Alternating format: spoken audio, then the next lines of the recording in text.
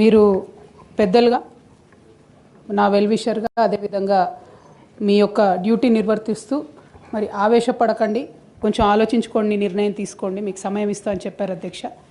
అయితే ఆ తర్వాత పలు సందర్భాల్లో కూడా నేను మీడియా ద్వారా తమరికి విజ్ఞప్తి చేశాను. నేను చాలా కాన్షియస్గా డెసిషన్ తీసుకున్నాను అధ్యక్ష, నా రెసిగ్నేషన్ యాక్సెప్ట్ చేయండి అని. కానీ 4 నెలల సమయంలో కూడా ఆ నిర్ణయం మీరు తీసుకోలేదు అధ్యక్ష. అందుకనే ఇవాళ తమరిని మళ్ళీ సమయం అడిగి ఫ్లోర్లో మాట్లాడి అసలు ఈ నిర్ణయం తీసుకోవడానికి కారణం ఏంది, ప్రజలకు తమరి ద్వారా ఎక్స్ప్లెయిన్ చేయాలన్నటువంటి ఉద్దేశంతో సమయం అడిగాను అధ్యక్ష. తమరు దయతోని సమయం ఇచ్చినందుకు ధన్యవాదాలు తెలియజేస్తా ఉన్నాను అధ్యక్ష. ముందుగా ఈ రాష్ట్రంలో 4 కోట్ల మంది ప్రజలుంటే 40 మంది మనం ఎమ్మెల్సీలో ఉంటాం అధ్యక్ష. పెద్దల సభలో కూర్చోవడం అనేటటువంటిది చాలా పెద్ద గౌరవం. ఇటువంటి గౌరవాన్ని నాకు ఇచ్చినటువంటి బీఆర్ఎస్ పార్టీకి, అట్లానే నిజామాబాద్లో నాకు ఓటు వేసి గెలిపించినటువంటి మా ఎంపీటీసీ జెడ్పీటీసీ సభ్యులకు ధన్యవాదాలు తెలియజేస్తూనే, నాకు ఇచ్చినటువంటి బాధ్యతను నేను నిర్వహించడానికి అదే బీఆర్ఎస్ పార్టీ నుంచి నాకు అనేకమైనటువంటి కట్టుబాట్లు ఎదురవుతూ ఉన్నాయి. కాబట్టి ఆ పార్టీ ద్వారా సంక్రమించినటువంటి పదవిని పెట్టుకోవడం అన్నది నైతికత కాదు. కాబట్టి ఆ పార్టీ ఇచ్చినటువంటి పదవికి రాజీనామా చేయాలని చెప్పి నిర్ణయం తీసుకున్నాను అధ్యక్ష. దాన్ని తమరు యాక్సెప్ట్ చేయాలని ఫ్లోర్ ఆఫ్ ది హౌస్లో అడుగుతా ఉన్నాను అధ్యక్ష. అదేవిధంగా అధ్యక్ష, తమరికి తెలుసు అధ్యక్ష, నేను గత 20 సంవత్సరాలుగా ప్రజా జీవితంలో ఉన్నటువంటి వ్యక్తిని. తెలంగాణ ఉద్యమ సందర్భంలో అనేక మంది కేసీఆర్ గారి నాయకత్వం పట్ల, ప్రొఫెసర్ జయశంకర్ గారి నాయకత్వం పట్ల ఇన్స్పైర్ అయ్యి ఎంతోమంది ఉద్యమంలోకి వచ్చినటువంటి వ్యక్తుల్లో నేను ఒకదానిగా ఆనాడు 2006లో ఉద్యమంలోకి వచ్చాను అధ్యక్ష. 2006లో నేను ఉద్యమానికి వచ్చేటప్పటికే బీఆర్ఎస్ పార్టీ పొలిటికల్గా ఒక శక్తిగా ఎదిగింది అధ్యక్ష. ఆనాటికే యూనియన్ క్యాబినెట్ మినిస్టర్గా కేసీఆర్ గారు కూడా ఉన్నారు.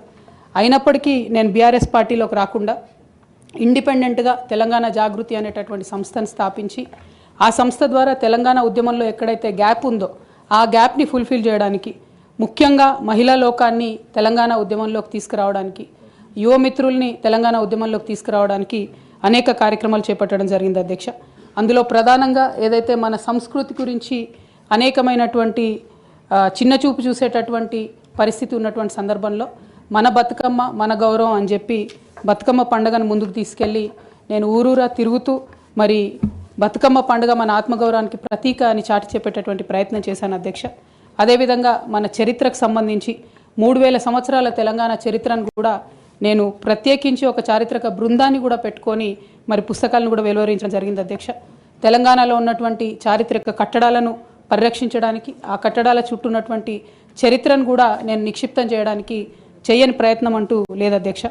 అట్లానే ప్రధాన స్రవంతి మీడియాలో, సినిమాల్లో మనకు జరుగుతున్నటువంటి అవమానం పట్ల ఆనాడు ఉమ్మడి రాష్ట్రంలో చాలా తీవ్రంగా కొట్లాడడం జరిగింది అధ్యక్ష.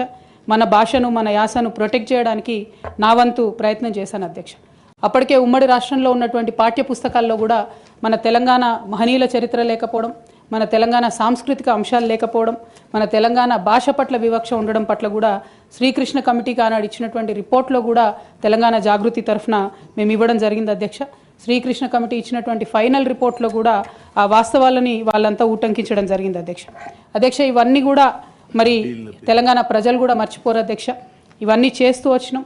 8 సంవత్సరాలు ఒక ఇండిపెండెంట్ సంస్థగా మేము ఉన్నాం అధ్యక్ష. అదేవిధంగా సాంస్కృతిక పరమైన అంశాలే కాకుండా బాలికల విద్య పట్ల, ఆదివాసీల హక్కుల పట్ల, మన ప్రాంతంలో ఉన్నటువంటి పరిశ్రమల్లో మన ప్రాంత ఉద్యోగులకే, మన ప్రాంత యువకులకే ఉద్యోగాలు దక్కాలనేటటువంటి అంశాల పట్ల కూడా ఆనాడు మేము పోరాటం చేయడం జరిగింది అధ్యక్ష. 2004లో నేను వాస్తవానికి అప్పటికే అమెరికాలో ఉద్యోగాలు చేస్తూ ఉన్నాం అధ్యక్ష. 2004 ఆగస్టులో నేను నా పర్సనల్ రీజన్స్ కోసము భారతదేశానికి వచ్చాను అధ్యక్ష. కానీ ఆ తర్వాత 2006లో ఎప్పుడైతే కేసీఆర్ గారు యూనియన్ మినిస్టర్ పదవికి రిజిగ్నేషన్ చేశారో అనేక మంది యువకులు తమ ఉద్యోగాలను వదులుకొని ఉద్యమంలోకి వచ్చారు అధ్యక్ష. వారితో పాటే నేను కూడా ఉద్యమంలోకి వచ్చాను అధ్యక్ష. వేలాది మందిని వారు ఇన్స్పైర్ చేసినట్టే నన్ను కూడా ఇన్స్పైర్ చేశారు అధ్యక్ష. అయితే మీ అందరికీ తెలుసు అధ్యక్ష, ఉద్యమంలో మనందరం కూడా కష్టపడ్డాం, పార్టీలకు అతీతంగా కష్టపడ్డాం. అనేక సందర్భాలు జరిగినాయి. చాలా సక్సెస్ఫుల్గా మన అంశాలని మనం ప్రజలకు చెప్పగలిగినాం, భావజాల వ్యాప్తి చేయగలిగినాం. అయితే అధ్యక్ష 2013-14లో తెలంగాణ ఉద్యమాన్ని మలుపు తిప్పేటటువంటి కీలక ఘట్టాలు జరిగినాయి అధ్యక్ష. 2013లో ఆనాడు కాంగ్రెస్ పార్టీలో ఉన్నటువంటి కొంతమంది నాయకులు మరి కేసీఆర్ గారిని మీరు ఢిల్లీకి రండి, సోనియా గాంధీ గారు నిర్ణయం తీసుకున్నారు తెలంగాణ ఇస్తారని చెప్పి పిలిపిస్తే మేము కుటుంబ సమేతంగా 2013లో ఢిల్లీకి వెళ్ళడం జరిగింది అధ్యక్ష. కానీ వెళ్ళిన తర్వాత 2 నెలలు కూడా దాదాపుగా కనీసం కాంగ్రెస్ పార్టీలో పెద్ద నాయకులు కానీ చిన్న నాయకులు కానీ ఎవరు పలకరించిన పాపన పోలేదు అధ్యక్ష. ఆనాడు ఈ ఘట్టం నేను ఈ హౌస్లో రికార్డు కావాలని చెప్తా ఉన్నా అధ్యక్ష. ఎందుకంటే ఇవాళ అనేక మంది తెలంగాణ ఉద్యమంతో సంబంధం ఉన్నవాళ్ళు లేని వాళ్ళు కొత్తగా రాజకీయాల్లోకి వస్తున్నటువంటి వాళ్ళు కూడా తెలంగాణ ఉద్యమంలో మీ పాత్ర ఏంటి అని మాట్లాడుతున్నటువంటి సందర్భంలో గల్లీలో కొట్లాడటమే కాదు ఢిల్లీలో లాబియింగ్లో కూడా నా పాత్ర ఉందని చెప్పడానికే హౌస్లో ఈ మాట చెప్తా ఉన్నాను అధ్యక్ష. అయితే 2013 అధ్యక్ష జూలై ఆగస్ట్ టైంలో మరి అక్కడే ఉన్నాము, ఎక్కడ కూడా కదలిక లేదు. అటువంటి సందర్భంలో ఆనాడు మేడం సోనియా గాంధీ గారు ఎవరైతే ఈ కీలకమైన నిర్ణయం తీసుకోవాలో వారికి సంబంధించి ముఖ్య అనుచరుడుగా ఆస్కర్ ఫెర్నాండెస్ గారు ఉండేవారు అధ్యక్ష. తమరందరికీ తెలిసి ఇప్పుడు లేరు, వారు పెద్దవారు. అయితే వారితో నాకున్నటువంటి సొంత పరిచయాలతోని వారికి కేసీఆర్ గారికి సపరేట్గా నేను ఒక మీటింగ్ పెట్టించడం జరిగింది అధ్యక్ష. ఇదంతా in the interest of the state formation అధ్యక్ష. ఆ తర్వాత సోనియా గాంధీ గారు ఇంటర్ఫియర్ అయ్యి ఒకటే రోజులో అధ్యక్ష 7 నుంచి 8 సార్లు కమ్యూనికేట్ అయ్యి మాట్లాడి ఆ తర్వాత తెలంగాణ సాధన అనేటటువంటి అంశం ముందుకెళ్ళింది అధ్యక్ష. ఆ విషయం తమరికి కూడా తెలుసు అధ్యక్ష. 2013 ఆగస్టు సెప్టెంబర్ నుంచి మొదలు పెడితే 2014లో తెలంగాణ బిల్లు పాస్ అయ్యేంత వరకు కూడా మనందరం కూడా నిప్పుల కుంపటి మీద కూర్చున్నాం అధ్యక్ష. ఏ క్షణంలో ఏ ఆంధ్ర లాబీస్లో వచ్చి ఇది చెడగొడతారో, ఏ క్షణంలో తెలంగాణ రాకుండా పోతుందో అని అందరం కూడా ఏమంటారు దీపపు చుట్టూ చేయబెట్టిన కాపాడుకున్నట్టు మనందరం కూడా ప్రయత్నం చేసినాం అధ్యక్ష. అందులో నా పాత్ర కూడా కొంత ఉంది అని చెప్పడానికే ఈ విషయాన్ని నేను చెప్తా ఉన్నాను అధ్యక్ష. ఆ తదనంతర పరిణామాల్లో 2 సభల్లో కూడా మరి తెలంగాణ బిల్లు పాస్ అయింది.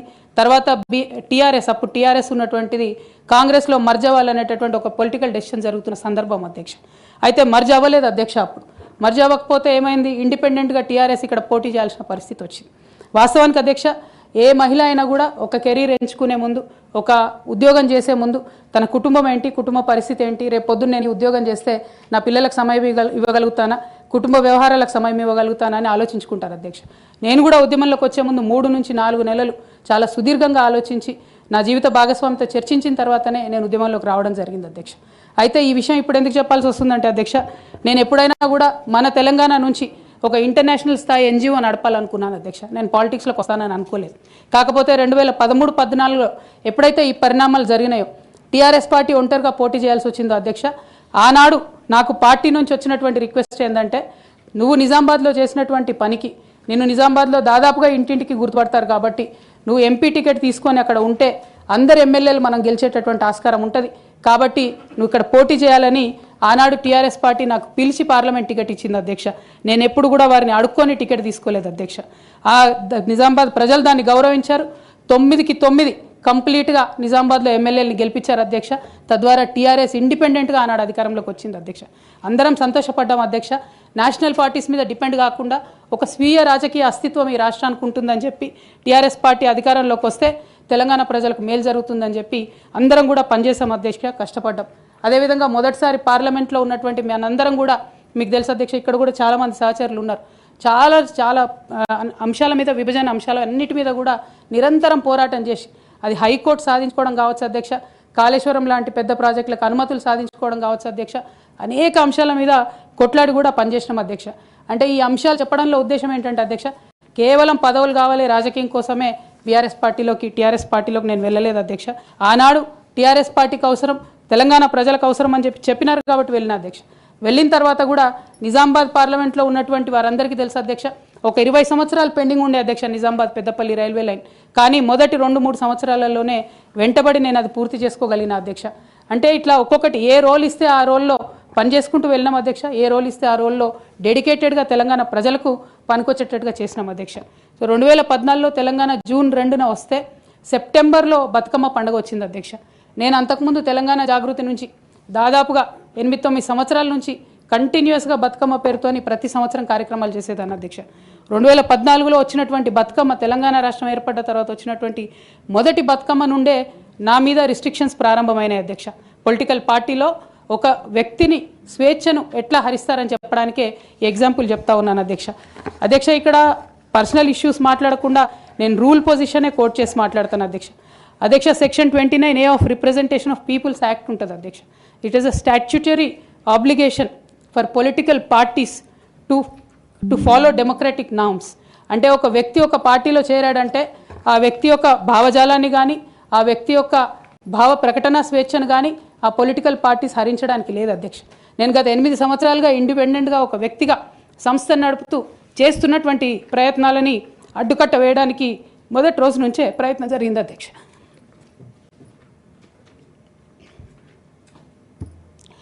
కానీ ఎక్కడ కూడా నేను తెలంగాణ బిడ్డలని, తెలంగాణ ప్రజల్ని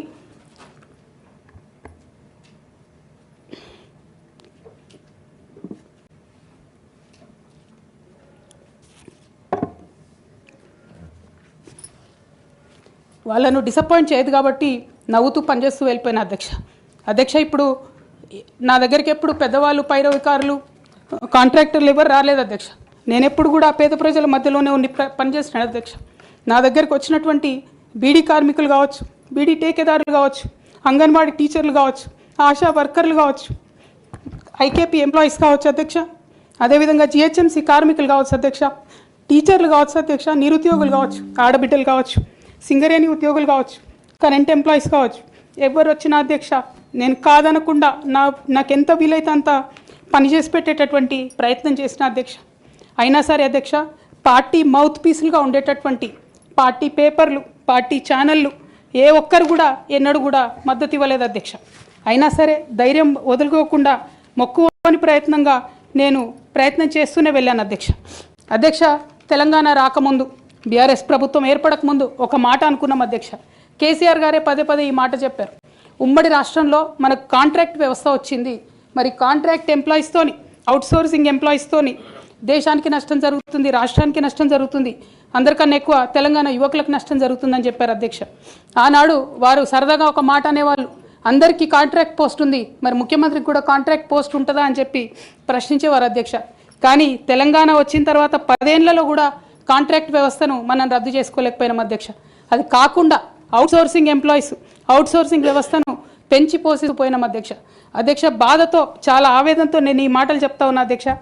తెలంగాణ సమాజానికి ఏదైతే ప్రశ్నించడం నేర్పించినటువంటి బీఆర్ఎస్ పార్టీ అధ్యక్ష, అంతర్గత వేదికలలో అనేక సందర్భాలలో నేను ప్రశ్నిస్తే అధ్యక్ష నా మీద కక్ష కట్టారు అధ్యక్ష. కేసీఆర్ గారు చుట్టూన్నటువంటి కొందరు వ్యక్తులు, తప్పక చెప్తున్నాను అధ్యక్ష ఈ మాట, ఎందుకంటే భారతదేశ రాజ్యాంగం ప్రకారం రాజకీయ పార్టీలు ఏవైనా కూడా ప్రజలకు ఒక దిక్సూచిగా నిలవాలి అధ్యక్ష, ప్రజలకు ఒక దారిదీపంగా నిలవాలి. పార్టీలోనే అంతర్గత ప్రజాస్వామ్యం లేకపోతే రాష్ట్రంలో ఎట్లా ప్రజాస్వామ్యం ఉంటుందనే విషయాన్ని కూడా మనందరం గమనించాలి కాబట్టి ఈ మాట చెప్తా ఉన్నాను అధ్యక్ష. మరి కక్షగట్టి నన్ను ప్రశ్నించినందుకు పార్టీ నుండి బయటకు పంపించారని చెప్పి చెప్పక తప్పదు అధ్యక్ష. మొదటి సంవత్సరం నుంచే రాష్ట్ర స్థాయి నిర్ణయాలలో ఎక్కడ కూడా నా పాత్ర లేకుండా కట్టుబడి చేసినారు అధ్యక్ష. ఇవాళ ఆనాడు బాధపడ్డా ఇవాళ నేను సంతోషపడతా ఉన్నా అధ్యక్ష. ఎందుకంటే అధ్యక్ష, ధర్నా చౌక్ రద్దు చేయడం అనేటటువంటిది ప్రజాస్వామిక హక్కుల్ని కాలరాయడంలో మొదటి మెత్త అధ్యక్ష. ఆనాడు ఇంటర్నల్గా ఎంత ప్రొటెస్ట్ చేసినా కూడా రాష్ట్రం వచ్చింది, ఇప్పుడు ధర్నాలు ఎందుకు, దరఖాస్తులు లేవు, ధర్నాలు లేవు, అన్ని పనులు చేసి పెడతామని చెప్పుకుంటూ వెళ్ళడం జరిగింది అధ్యక్ష. అట్లానే రైతులకు జరిగినటువంటి అక్రమ అరెస్టులు అధ్యక్ష, ఇవాళ ఒక్కొక్క దగ్గర నుంచి రైతులు మాట్లాడుతూ ఉంటే బాధ తట్టుకోలేకపోతున్నాం అధ్యక్ష. అదేవిధంగా పార్టీలో జరుగుతున్నటువంటి అవినీతి అధ్యక్ష, ప్రభుత్వంలో జరుగుతున్నటువంటి అవినీతిని ఎప్పటికప్పుడు నేను వారి దృష్టికి తీసుకెళ్లడం జరిగింది అధ్యక్ష. అమరజ్యోతి నుంచి మొదలు పెట్టుకుంటే అధ్యక్ష, అంబేద్కర్ విగ్రహం దగ్గర నుంచి మొదలు పెట్టుకుంటే అధ్యక్ష, సెక్రటేరియట్ నుంచి మొదలు పెట్టుకుంటే అధ్యక్ష, కలెక్టరేట్లలో కూడా తీరని అవినీతి జరిగిన మాట ముమ్మాటికి వాస్తవం అధ్యక్ష. దీనికి పెద్ద ఉదాహరణలు సిద్దిపేట, సిరిసిల్లలో కట్టినటువంటి కలెక్టరేట్లు 2 వచ్చినటువంటి మొదటి వర్షానికే 2 కూడా మునిగిపోయినాయి అధ్యక్ష. ఆ విజువల్స్ అందరం కూడా మనం చూడడం జరిగింది. ఇక సిద్దిపేటలో, సిరిసిల్లలో కట్టిన కలెక్టరేట్లకే దిక్కు లేకపోతే మొత్తం రాష్ట్రంలో కట్టినటువంటి అన్ని బిల్డింగ్లు ఎట్లుంటాయన్న విషయాన్ని కూడా ఒకసారి తెలంగాణ ప్రజలు ఆలోచించుకోవాలి అధ్యక్ష. ఒక పక్క నిజం మాట్లాడే వాళ్ళను, సూటిగా మాట్లాడే వాళ్ళను, ఉన్నది ఉన్నట్టు చెప్పే వాళ్ళను రిస్ట్రిక్ట్ చేయడమే కాకుండా అధ్యక్ష, ఉద్యమకారుల విషయంలో తీరని నిర్లక్ష్యం గురైంది అధ్యక్ష. అనేక సందర్భాల్లో నేను పార్టీ నాయకులని, పెద్ద నాయకులను కూడా అనేక సందర్భాల్లో అడిగిన అధ్యక్ష. వేరే విధంగా సహకరించకపోతే, వేరే విధంగా వాళ్ళకి హెల్ప్ చేయలేకపోతే కనీసం సీఎం రిలీఫ్ ఫండ్ కింద మనిషికి 10 లక్షలు ఇద్దాం, ఎక్కడోళ్ళు అక్కడ సెటిల్ అయిపోతారు అధ్యక్ష అని కూడా అడిగినాం అధ్యక్ష. అది కూడా చేయలేదు. 43 లక్షల మందికి పెన్షన్లు ఇస్తున్నామని గర్వంగా మనం చెప్పుకుంటున్నాం. ఉద్యమకారులు కాన్స్టిట్యున్సీకి 1000 మంది కూడా ఉండరు. ఆ 1000 మందిని పట్టుకుంటే ఇంకో 1,00,000 మందికి ఎక్కువైతుంది. వాళ్ళకు పెన్షన్ ఇస్తే లాగుంటుంది, గౌరవంగా ఉంటుందని అనేక సందర్భాల్లో చెప్పినాం అధ్యక్ష. అది కూడా 69లో పనిచేసినటువంటి ఉద్యమకారులు వాళ్ళ స్ఫూర్తిని తీసుకొనే మనం ముందుకెళ్ళినామని చెప్పి మనం చెప్పుకున్నాం అధ్యక్ష. కానీ వారిని కూడా ఎన్నడూ కూడా గుర్తించలేకపోయినాం అధ్యక్ష. అదేవిధంగా విద్య విషయంలో అధ్యక్ష, మన మెయిన్ ట్యాగ్ లైన్ నీళ్లు నిధులు నియామకాలు అనేటటువంటి మన మెయిన్ ట్యాగ్ లైన్ ఏదైతే ఉంటుందో అధ్యక్ష, అన్నిటినీ కూడా గండుగొట్టుకుంటూ పోయినాం అధ్యక్ష. విద్య విషయంలో, నియామకాల విషయంలో, అన్ని విషయాల్లో అదే జరిగింది అధ్యక్ష.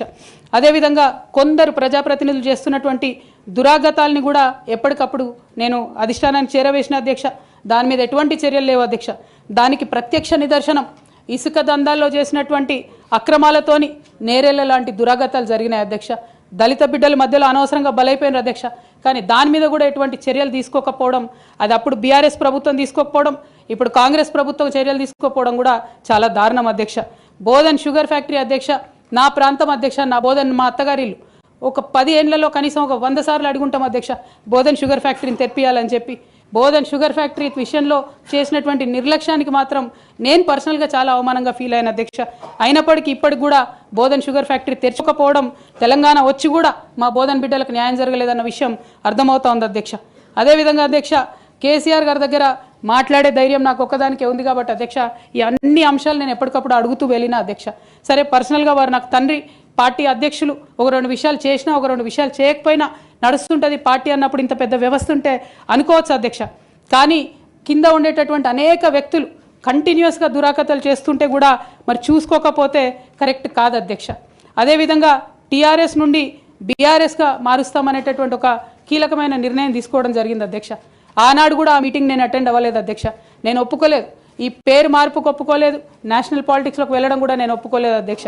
అంటే ఒక మాట అధ్యక్ష, ఇట్లాంటి హౌస్లో చెప్పొచ్చో లేదో కానీ తెలంగాణలో ఏం పీక్ కట్టలు కట్టినామని నేషనల్కి పోయి చేస్తాం అధ్యక్ష. మనం ఎన్ని పనులు మిగిలినాయి అధ్యక్ష తెలంగాణలో చేయాల్సినవి?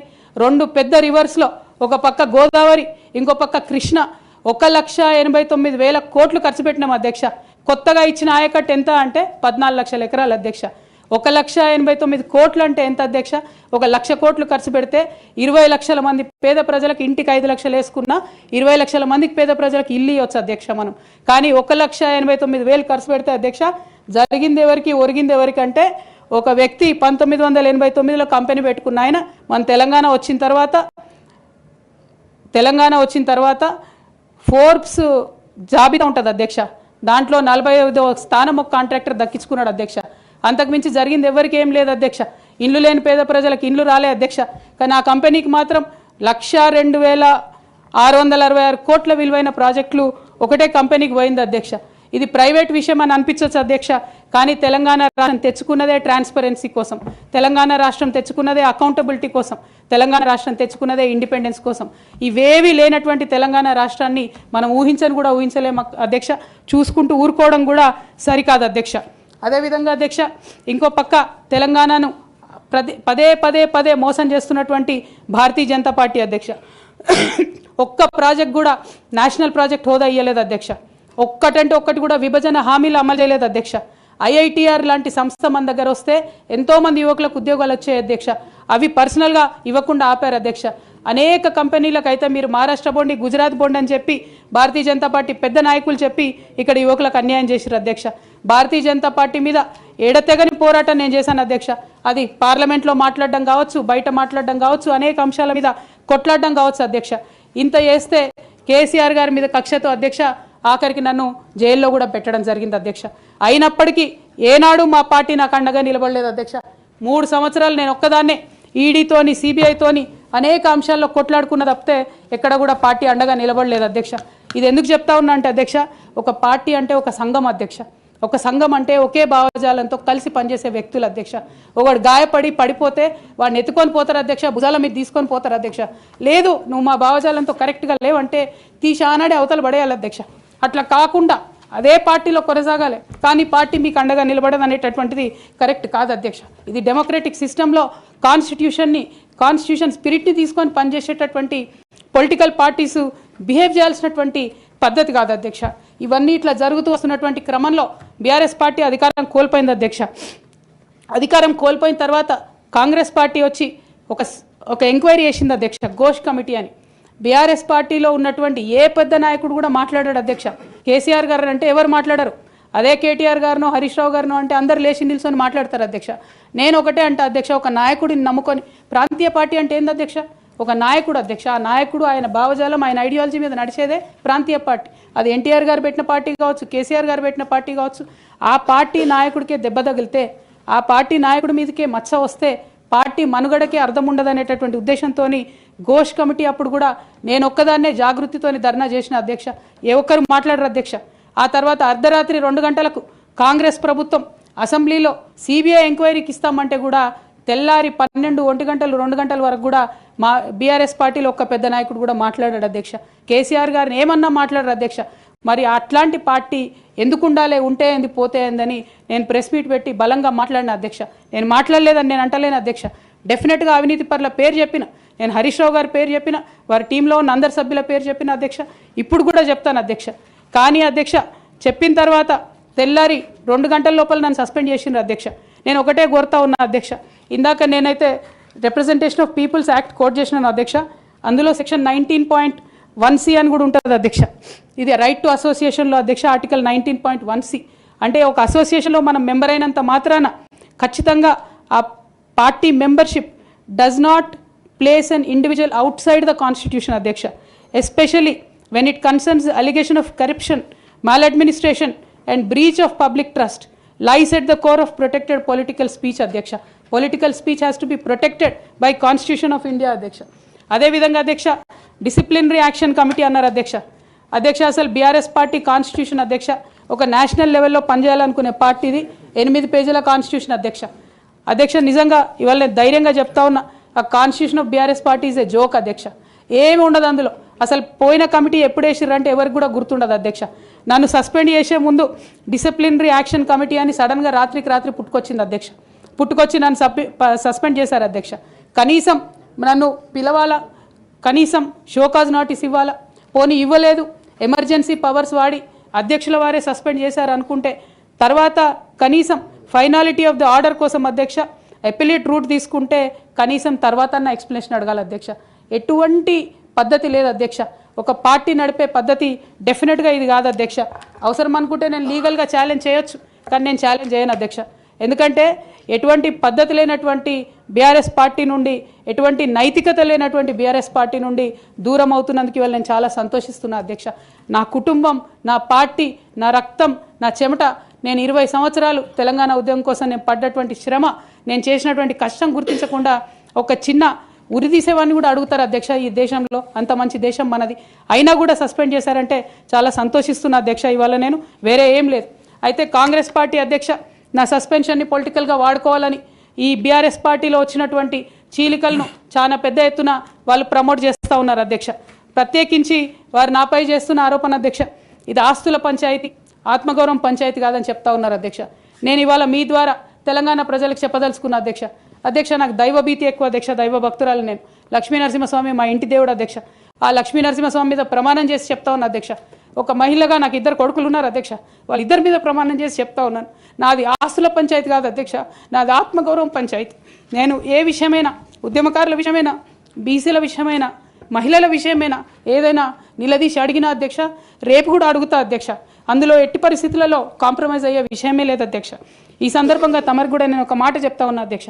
మన రాష్ట్రంలో 17 లోక్సభ స్థానాలు ఉంటాయి అధ్యక్ష, ఒకటే ఒక ఉమెన్ ఎంపీ అధ్యక్ష. 119 అసెంబ్లీ సీట్లు ఉంటాయి అధ్యక్ష. అన్ని పార్టీలు కలిపి 8 మంది ఉన్నారు అధ్యక్ష మహిళలు. 40 మంది ఉన్న ఈ శాసన మండలిలో 3 ఉన్నాం అధ్యక్ష లేడీస్. మేము ఇక నేను పోతే 2 మిగులుతారు అధ్యక్ష. కానీ ఎంత అన్యాయం అంటే అధ్యక్ష, ఎంత చిన్న చూపు అంటే మహిళలు అంటే పొలిటికల్ పార్టీస్కైనా ఆఖరికి కౌన్సిల్ కూడా అధ్యక్ష. నేను నిన్న మొన్న ఫామ్స్ సైన్ చేస్తున్నా అధ్యక్ష, ఎక్కడా కూడా సభ్యురాలని లేదు అధ్యక్ష. ప్రతి చోట కూడా సభ్యుడనే ఉన్నది. తమరన్న దయచేసి మార్చాలి అధ్యక్ష. ఈ మొత్తం 4 కోట్ల మంది ప్రజల్లో అధ్యక్ష మహిళల యొక్క పర్సెంటేజ్ అధ్యక్ష మన రాష్ట్రంలో ఇంత అధ్యక్ష, 0.00003% అధ్యక్ష. ఇది మాకుండే రాజకీయమైనటువంటి రిప్రజెంటేషన్ అధ్యక్ష. రాజకీయంగా ప్రజల మధ్యలో కానీ పార్టీల మధ్యలో కానీ మాకున్నటువంటి రిప్రజెంటేషన్తో మేము ఆడవాళ్ళ కష్టాలు ఎవరికి చెప్పాలి అధ్యక్ష. ఒకనాడు కేసీఆర్ గారు అన్నారు అధ్యక్ష, ఈ దేశ రాజ్యాంగాన్ని మార్చాలి, మహిళలకు సమాన హక్కులు కావాలని. నేను అడుగుతా ఉన్నా అధ్యక్ష, పార్టీలు రాజ్యాంగాలు మార్చుకోవాలి అధ్యక్ష. ఇవ్వండి మహిళలకు సీటు. మీరు ఎంకరేజ్ చేయకపోతే ఎవరు ఇస్తారు అధ్యక్ష? ఎందుకోసం ఇస్తారు? మనం రాణి రుద్రమదేవి గురించి ఇలా మాట్లాడుకుంటున్నామంటే డెఫినెట్గా ఆమె స్వతంత్ర సంగ్రామంలో ఉన్నప్పుడు అధ్యక్ష మొదలు కాంగ్రెస్ పార్టీలోనే ఉండే అధ్యక్ష భగత్ సింగ్ కానీ సుభాష్ చంద్రబోస్ కానీ ఇట్లాంటి వాళ్ళందరూ. కానీ తర్వాత వాళ్ళ ఫిలాసఫీ వెతుక్కొని వాళ్ళ దారి వాళ్ళు వెతుక్కొని పోయినారు అధ్యక్ష. పార్టీలు వేరైనంత మాత్రాన దారులు వేరైనంత మాత్రాన అధ్యక్ష లక్ష్యం ఒకటే కాదని కాదు అధ్యక్ష. నా లక్ష్యం ఎప్పటికైనా ఒకటే అధ్యక్ష, తెలంగాణ బాగుండాలి, తెలంగాణ ప్రజలు బాగుండాలి, వాళ్ళ కోసం పనిచేయాలి అధ్యక్ష. దానికోసం నేను ఖచ్చితంగా పనిచేస్తూనే ఉంటాను అధ్యక్ష. అదేవిధంగా అధ్యక్ష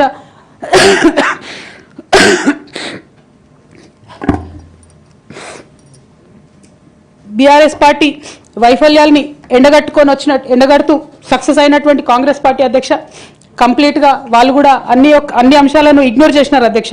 నేను రిక్వెస్ట్ చేస్తున్నా అధ్యక్ష, ప్రధానంగా విద్య విషయంలో, నీళ్ల విషయంలో వాళ్ళు చేస్తున్నటువంటి తప్పిదాలు మీరు కొనసాగిస్తే డెఫినెట్గా ప్రజలు మీకు బుద్ధి చెప్తారు, అందులో ఎటువంటి అనుమానం లేదు. నేను చివరిగా ఒక్క మాట చెప్తాను అధ్యక్ష, डरना नहीं किसी के भी पैरों के नाप से, डरना नहीं किसी के भी पैरों के नाप से, आखिर में पुण्य जीत ही जाएगा पाप से, आखिर में पुण्य जीत ही जाएगा पाप से.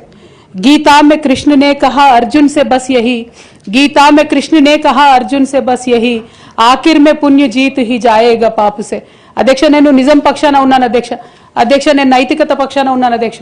నేనేమి తప్పు చేయకుండా పార్టీలో కొంతమంది కక్షగట్టి మహిళా నాయకత్వం ఎదగకుండా పార్టీలో కొంతమంది కక్షగట్టి అధ్యక్ష ఎక్కడైతే ఉద్యమకారుల మాటలు కేసీఆర్ గారికి చేరుతాయో, ఎక్కడైతే సామాన్య కార్యకర్తల మాటలు కేసీఆర్ గారికి చేరుతాయో, ఎక్కడైతే పేదవాళ్ళ మాటలు కేసీఆర్ గారికి చేరుతాయి అనుకున్నారు అధ్యక్ష, వాళ్ళకు అడ్డు కూడా కట్టి ఇవాళ నన్ను పార్టీ బయట వేసినారు అధ్యక్ష. అటువంటి పార్టీలో నేను ఉండదలుచుకోలేదు అధ్యక్ష. కాకపోతే మీతో నేను రిక్వెస్ట్ చేస్తా ఉన్నా అధ్యక్ష, ఏ పొలిటికల్ పార్టీ అయినా అధ్యక్ష రాజ్యాంగాన్ని స్ఫూర్తిగా తీసుకొని పనిచేయాలి అధ్యక్ష. బీఆర్ఎస్ పార్టీ ఆ స్ఫూర్తితో లేదు అధ్యక్ష. కాబట్టి నేను ఈ రాష్ట్రంలో మహిళలకు కొంత ఇన్స్పిరేషన్ ఇవ్వడానికి అధ్యక్ష, ప్రజలకు ఓవరాల్గా సేవ చేయడానికి అధ్యక్ష, ఇప్పుడు కాంగ్రెస్ పార్టీ చేస్తున్న విధానాలకు ప్రధాన ప్రతిపక్షం అధ్యక్ష ఇవాళ లేనేలేదు హౌస్లో, నిన్న మొన్న అసెంబ్లీ నడిచింది అక్కడ లేనేలేదు అధ్యక్ష. ఆ యొక్క గ్యాప్ని ఫిల్ఫిల్ చేయడానికి అధ్యక్ష నేను ఇవాళ ఒక వ్యక్తిగా ఈ హౌస్లోకి వెళ్ళిపోతున్నా అధ్యక్ష. కానీ నేను ఒక శక్తిగా ఫ్యూచర్లో చట్టసభలకు తిరిగి వస్తా అధ్యక్ష. డెఫినెట్గా ఒక పొలిటికల్ సిస్టమ్ని క్రియేట్ చేస్తా అధ్యక్ష ఈ స్టేట్లో, చేసి ఖచ్చితంగా ఒక శక్తిగా నేను తిరిగి వస్తాను అధ్యక్ష. మీ అందరి యొక్క ఆశీర్వాదంతో ఈ హౌస్లో ఈ 4-5 ఇయర్స్లో మీతో ఉన్న అనుబంధంతో నేను చెప్తా ఉన్నా అధ్యక్ష, మీరు చాలా అవకాశాలు ఇచ్చారు అధ్యక్ష, చాలాసార్లు మాట్లాడే అవకాశాలు ఇచ్చారు, అనేక సమస్యల మీద పోరాటం చేసే అవకాశం ఇచ్చారు, మీకు ధన్యవాదాలు తెలియజేస్తాను అధ్యక్ష. కాకపోతే తెలంగాణ డెవలప్మెంట్ కోసం ఇప్పుడున్న పార్టీ కూడా అంతే కమిటెడ్తో పనిచేయాలని చెప్పి డిమాండ్ చేస్తూ ఆ అన్ని అంశాలను టేకప్ చేసి మేము పనిచేస్తామని మీకు తెలియజేస్తూ మీ దగ్గర సెలవు తీసుకుంటున్నాను అధ్యక్ష. Thank you. జై తెలంగాణ.